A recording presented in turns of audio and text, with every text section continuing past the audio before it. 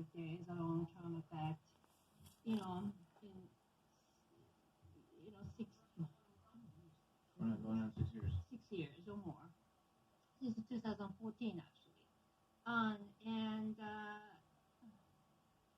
was diagnosed with aggressive type of cancer in November, and my cat is diagnosed with cancer and have a seizure.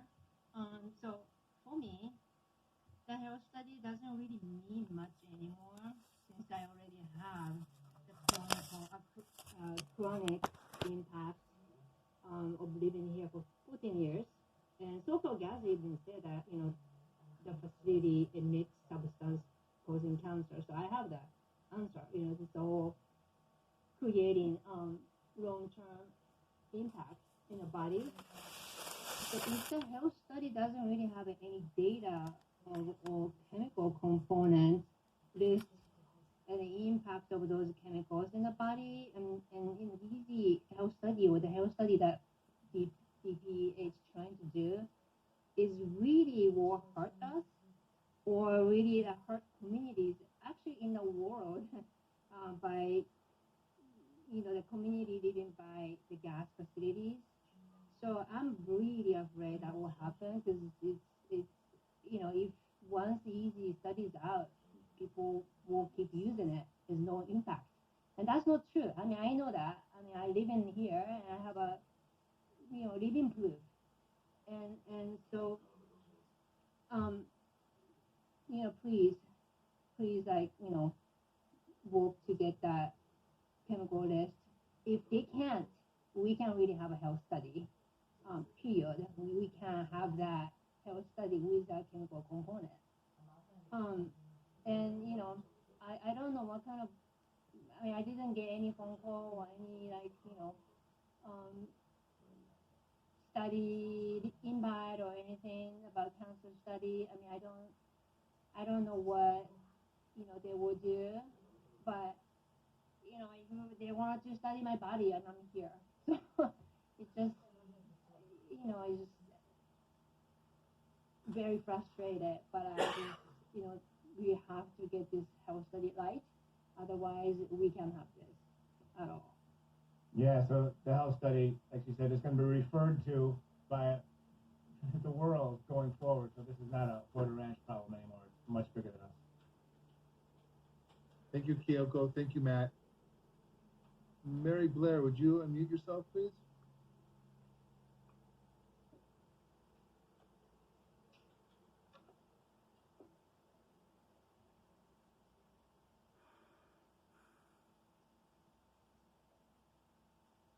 That's not. Okay.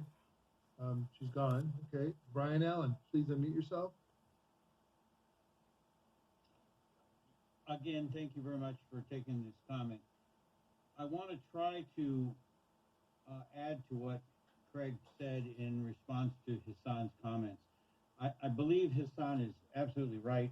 The responsibility that we had was to work very closely with DPH. We all recognize that, but I was a basic newcomer to this when we started the CAG. And I know Andrew and Craig can both tell you that they had no idea where I was going to fall in this situation because I was very open-minded.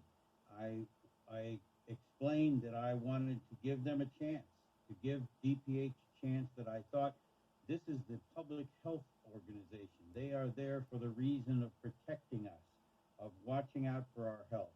And I was considered, a watch and see, I think. And I promoted that idea. I promoted it with the idea of a partnership. We were to work in partnership with DPH. And we went to DPH. We talked, as Craig mentioned earlier, a few of us talked with the top at DPH, the people that are supposed to be the leaders. And we all agreed. We're in this as a partnership. That partnership never materialized.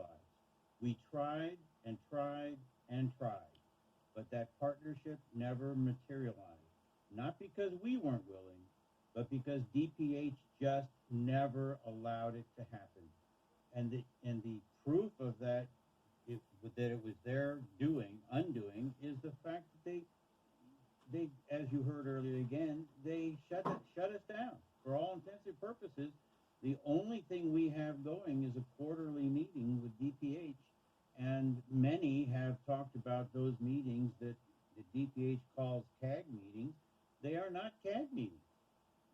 DPH meetings with CAG, but they are not CAG meetings.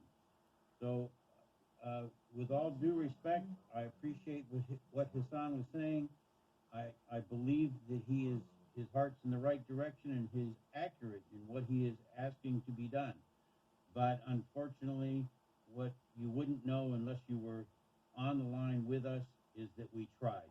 We tried very hard, and we are very frustrated that we were unable to get them to agree to be partners with us. Thank you. Thank you, Brian.